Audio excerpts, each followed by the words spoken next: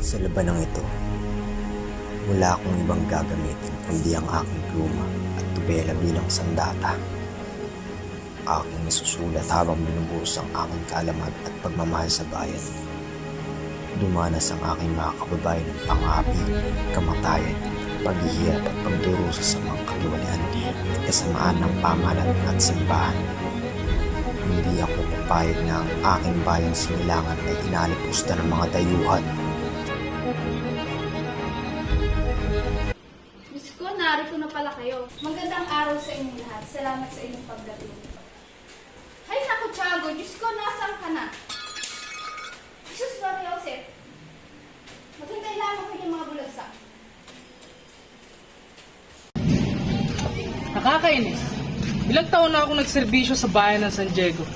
Ngayon inilipat ako sa isang bayan. Napakawalang asal ng mga Indio. Padre, isang Indio din ang may-ari ng bahay na ito. Wala akong pakialam. Buisit, napakatamad talaga ng mga Indio. At makasalanan pa, hindi marunong magkumpisan. Walang pagbabago sa kalagayan ng bayan. Maaari niyong masaktan si Kapitan.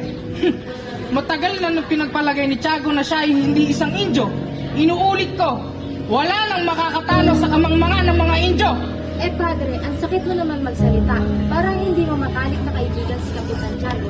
At ninong ka naman ng kanyang anak na si Maria Clara. Hindi ba? Kaibigan mo din yung yumaong si Donra? Tumigil ka! Para kang kung sinong nagmamarunong. Umalis ka sa aking paningin!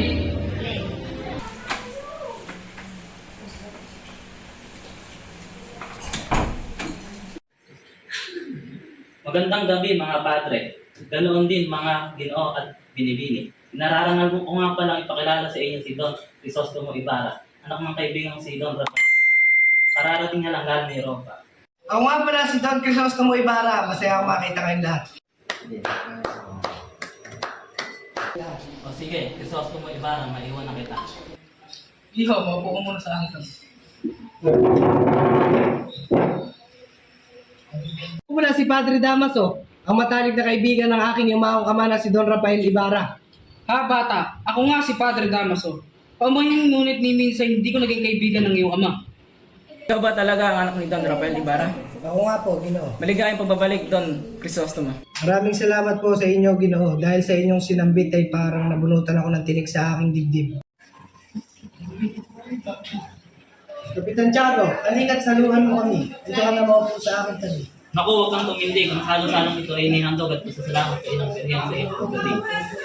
Don Crisostomo, ilang taon kayo nawala sa Pinas? 7 taon po. Ha? Itong taon? Naku, baka nakalimutan ka na ng bayan. Ito.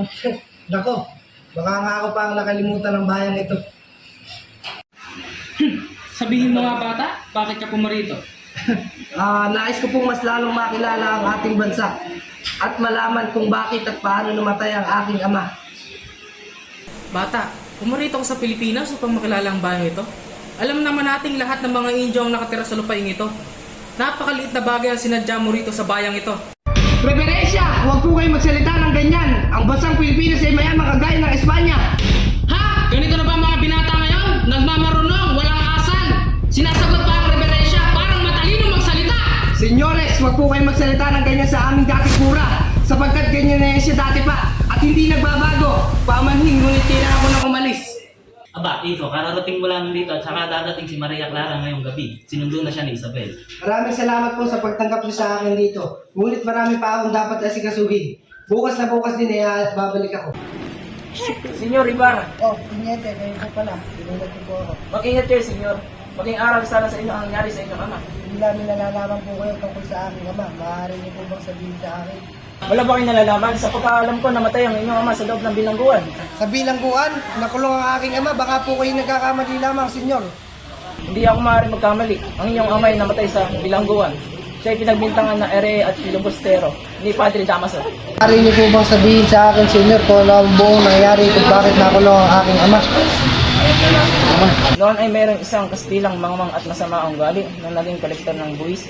Nang siya ay nangolekta, minsan siya ay kapagkatawan ng mga bata. Baby Bobo! Para saan pa ang lapis yung dala? Hindi ba't isa siyang mangmang? Nagbibiro lang naman po ako. Ipapunamin niyo po. Bitawan mo siya! Hindi ko mapapayagan saktan mo ang mga bata. Kaya pala hindi sinabi ni Kapitan Tiago ang dahilan. Ama ko. Clarita, sa palagay ko, mas mabuting lumipat ka na sa Malabon. Hindi na sa San Diego nagsiservisyo ang ninong si Pare Damaso. Inilipat na siya. Sige, maganda ka na ng mga damit at paalam sa iyong mga kaibigan. Tiago, ano ka ba? Masayang ang anak mo sa San Diego. Mas tiyak ako na masisensero sapagkat naroon sila. Tama, nagdesisyon nga si Crisostomo dito. Ano? Narita, narito pala si Ibarra. Maria Clara. Crisostomo! Nakalimutan mo na ata ako. Sigurado ako na may nakita kang ibang babae sa lugar na pinuntahan mo. Maaari ba kitang makalimutan? Araw at gabi ikaw ay aking iniisip. Ikaw talaga? Hindi rin kita nakalimutan. Naalala ko pa nga yung mga panahon naglalaro tayo. Noong nasa bieteryo ako, sinasabihan nila ako nakalimutan na kita. Pero hindi ko magawa, Crisostomo. Maria Clara. Bukas, Todos Los Santos na. Ito, mga bulaklak. Ialay mo to sa libingan ng mga magulang mo. O sige, Maria Clara. Aalis na ako. Masayang biyahe, Crisostomo.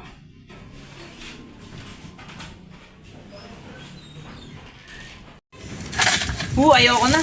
Nakakasulasok naman to. Mukhang kakalibang lang nito ah. May buhok pa yung bunga. Pero hindi ito nakakatapat sa aking hinukay. 20 araw pa lang napatay, ipinahukay na sa akin upang ilipat sa simenteryo ng mga Chino. Ngunit, umuulan at walang ilaw. Nahirapan ako kaya itinapon ko na lang sa ilog. Ang ibig mo ba sabihin, hinukay ang bangkay at inilipat sa libingan ng mga makasalanan? Saan ba? Sa likod po ng malaking krus, senyorito. Dito ba? Hindi po rito natandaan ko. Sandali lang po di pagtatanong ko po. Gino, alam mo ba kung saan dito itinulog ang malaking krus? Yung malaking cross, sinunog ko na iyon. Bakit mo naman iyon ginawa? Napagutusan lamang ko ng malaking ulo. At anong ginawa mo sa bangkay?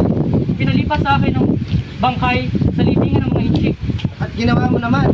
Huwag po kayong magalit, senyor. Itinapon ko po sa ilog ang bangkay. Nang gabing iyon ay maulan, kaya itinapon ko na lang to sa ilog at mabigat ang bangkay. Itinapon? Isang kabaliwan ang iyong ginawa!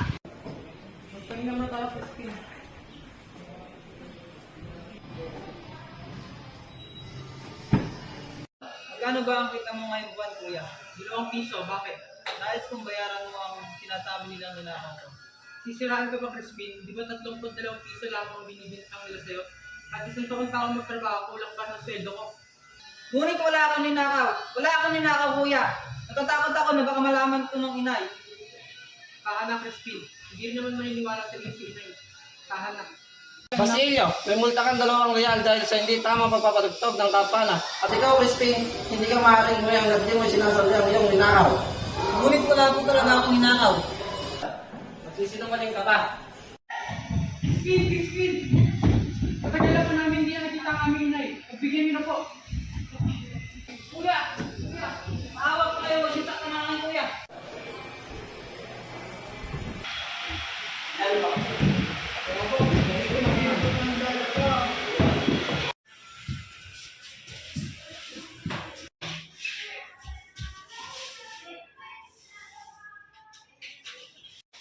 Kuya!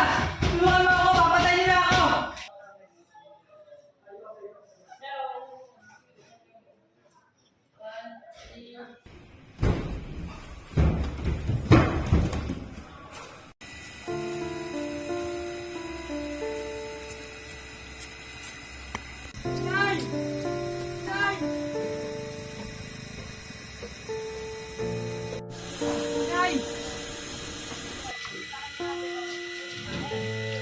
Isip ka po ba kayo, inay?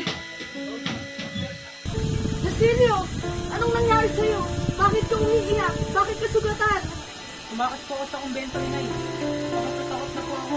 Si Crispin po. Bakit? Ano bang nangyari kay Crispin? Nasaan pa siya? Naiiwan po siya sa kumbento. Hindi po siya pwedeng umuwi at pinagbintangan siyang nagnakaw. Ano? Nagnakaw? Si Crispin? Kahit mahirap tayo, hindi magnanakaw si Crispin. Hindi po porkit mahirap, magnanakaw.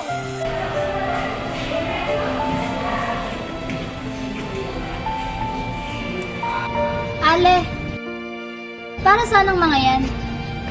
Para sa kura. Nais ko sana siyang makausap. Subalit may sakit ang kura ngayon. Tungkol saan ba ito? Hindi pa kasi umuwi ng bayang anak kong si Crispin. Crispin? Kung gano'n na ikaw ang ina ng batang magnanakaw, abay matapos magnakaw ng batang iyon ay tumakas rin. Sa katunayan ay inutusan pa nga ako ng mga kura na magpunta sa kwartel at magsuplong. Sa katunayan, papunta na ang mga Guardia Civil sa inyong tahanan upang hulihin ang mga magnanakaw mong anak. Ano? Ang Guardia Civil? Maya Clara, kamusta na nga pala kayo ni Ibarra? Anong kami ni Ibarra? Hindi ba't kararating namin niya? Oo, sa katunayan ay papunta na siya rito. At sabay kami mangingisda. Oy!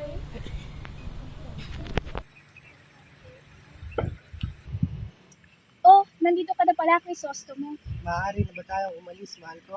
Kung yan ang iyong nais. O siya, mauna na rin kami.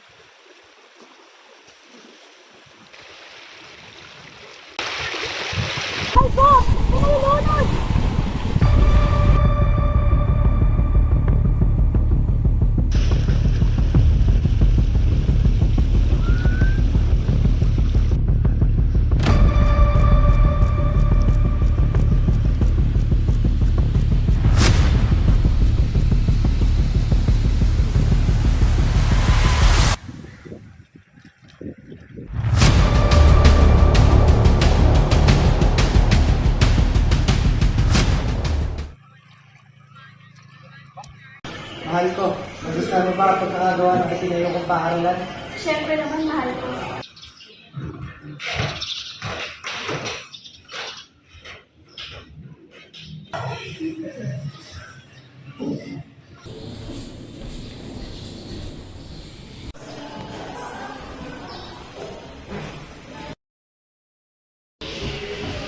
Magandang tanghali, Padre Damaso. Hindi man lamang niya ako binati sa aking pagdating. Talagang tumaas na siya ng tingin sa kanya sarili. Nakapunta lamang siya sa Europa. Abay, akalain mo kung sino ang masta? Huwag mo na lalong pansinin ang kanyang sinasabing mahal ko. Kung alam mo lamang ay kanina pa ako nagtitimpi sa urang yan. Matulad lamang siya ng kanyang ama. Akalain mo disente, ngunit hindi rin marunong dumalasok at sa simbahan? Tawarin mo ako maniyagdala ko ng hindi ko kayo matitiis pa. Tama lamang na siya pinarusahan at namatay sa kulungan. Kaya ako kayo ako isultuin, ngunit huwag na niyong babasusin ang alaala ng aking ama. Magbunustilit ka, Ibarra! Alagad ng Diyos ang kinakalaban mo! Alagad ng Diyos, paano niyo nasabing siya ay alagad ng Diyos? Ang tao ito ang nagdala sa aking ama sa kabiguan na naging dahilan ng kanyang pagkamatay. At ngayon, nagagawa pa niya itong pasusin. Ganito ba ang gawain ng isang alagad ng Diyos? La la la la la la la la la la la la la la la la. Guardia Civil, Bakit po, senyora? sino yung kumakanta? Siya po ang baliw. Galihin mo siya dito. Susunod po, senyora.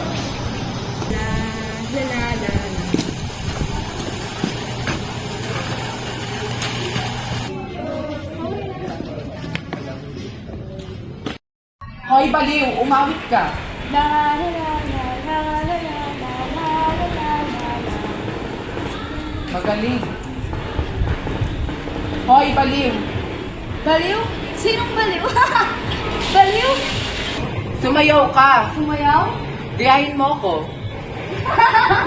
Sumasayaw ang matandang baliw. Hoy, hindi ako ang baliw. Ikaw. Ako? Ako ang baliw? Ako ang baliw! Oo, ikaw nga. Tinutusan kitang sumayaw. Ayoko sumayaw dahil baliw lang ang sumasayaw. Aray! Sinabi nang ikaw ang baliw. Baliw, baliw, baliw. Sean, ano ba itong ginagawa mo? Bitawan mo nga ako. Tumigil ka nga, hindi ka na naawa. May ka na naman ba? Dugong! Crispin! Basilio ang mga anak ko! Dugong!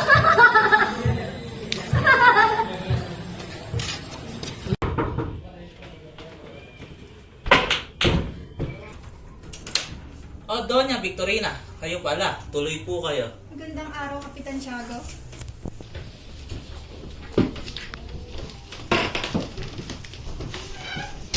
Mukhang may kasama po yata kayo. Oo. Magandang araw. Ako nga po pala si Alfonso Linares. Magandang araw rin sa iyo, iho. Kamusta na ang kalagayan ni Maria Clara? Wala pa rin pong pagbabago, Don Tiburcio. Iha, kamusta na ang iyong pakiramdam? Sumasakit pa rin po ang aking ulo, Doktor. Doña Victorina, siya po ba si Maria Clara? Oo, Alfonso. Tunay nga pong napakaganda niya. O sige, Iha, kami ay tutuloy muna.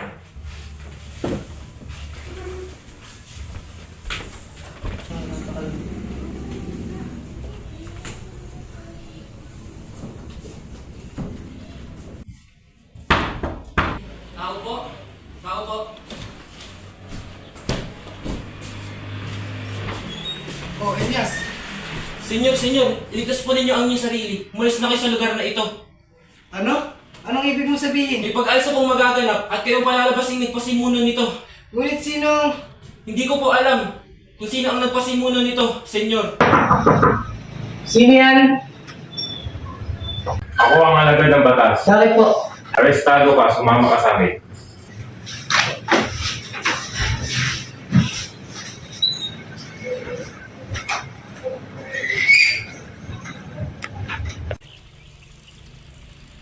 May maparating!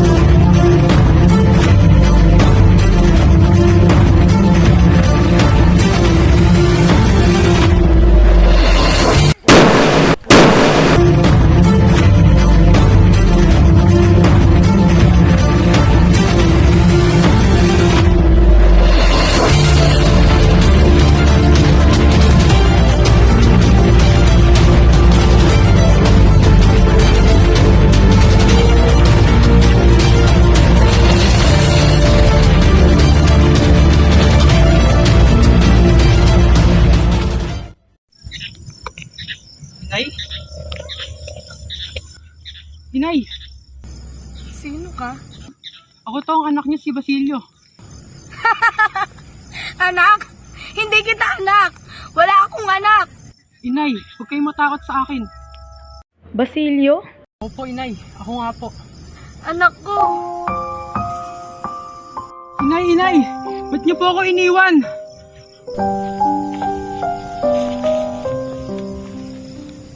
Iho, Gusto ko po siyang ipalibing, ngunit wala akong pera. kumuha ka na lamang ng panggatong. Malapit na rin ang kamatayan ko. At kung mangyari nga iyon, sunugin mo ang aming mga katawan hanggang sa maging abo.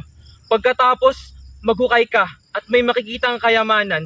Gamitin mo iyon sa iyong kinabukasan. Naiintindihan mo ba? Opo, Ginoo. Mamamatay akong hindi masisilayan ang pagliwanag ng araw sa aking bayan. Mapanatag ka, anak ko. Hindi mapupunta sa wala ang iyong mga pagtitiis at pagmamalasakit sa bayang ito. Consumato mes!